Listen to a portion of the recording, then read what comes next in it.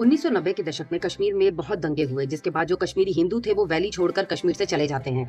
अब 2026 में जब सरकार चाहती है कि जो कश्मीरी हिंदूज हैं वो अपने घर वापस लौटे, तो वो एक उनके लिए योजना बनाती है, जिसके लिए काफी कश्मीरी हिंदूज 6510 लोग अपना विलिंगनेस दिखाते हैं कि हाँ वो वापस कश्मीर आना चाहते हैं। लेकिन जब ग्राउंड रियलिटी देखा तो 6510 में से सिर्फ 3 परिवार ऐसे थे जो एक्चुअल में कश्मीर वैली वापस आए।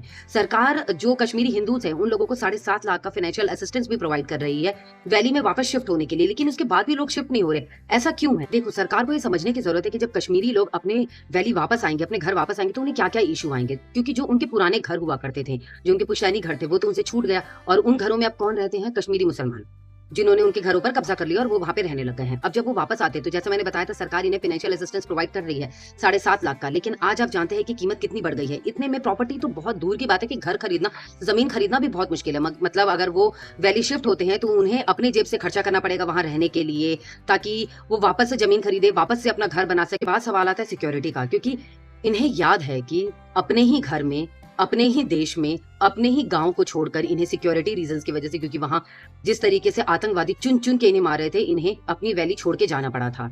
आज भी एक एचटी के एक आर्टिकल में एक कश्मीरी हिंदू ने बताया कि आज भी सिक्योरिटी रीजंस की वजह से बहुत से ऐसे गांव हैं जहां पर उनका जाना वर्जित है, वो वहां नहीं जा सकते क्योंकि सिक्योरिटी कंसर्न्स है। ये इनके ही पुराने गांव है जहां ये जाना चाहते हैं, लेकिन यहाँ वहां नहीं जा सकते।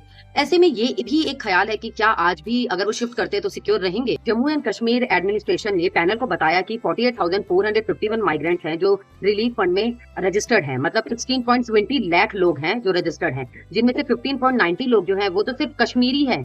जो कश्मीरी हैं वो माइग्रेंट जो वहां पे चले गए थे, और बाकी जो बचे हैं 30 लोग, वो जम्मू के रहने वाले। इनमें से ज्यादातर जो फैमिली है जम्मू कश्मीर एडमिनिस्ट्रेशन के हिसाब से जम्मू में ही ये सेटल हुए हैं। और जो कम करीबन 21,500 जो माइग्रेंट फैमिलीज है वो दूसरे मेट्रो सिटीज जैसे दिल्ली, एनसीआर, बैंगलोर, मुंबई, चेन्नई, महाराष्ट्र, यहाँ पर शिफ्ट हुए हैं। कश्मीरियों का कश्मीर में बसना एक सवाल है सुरक्षा का, रोजगार का, घर का और अपनी जड़ों से जुड़ने का।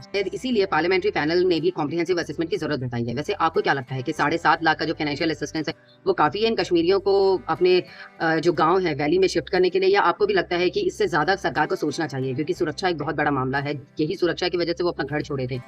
आपका क्या कहना है? कमेंट पर जरूर लिखें।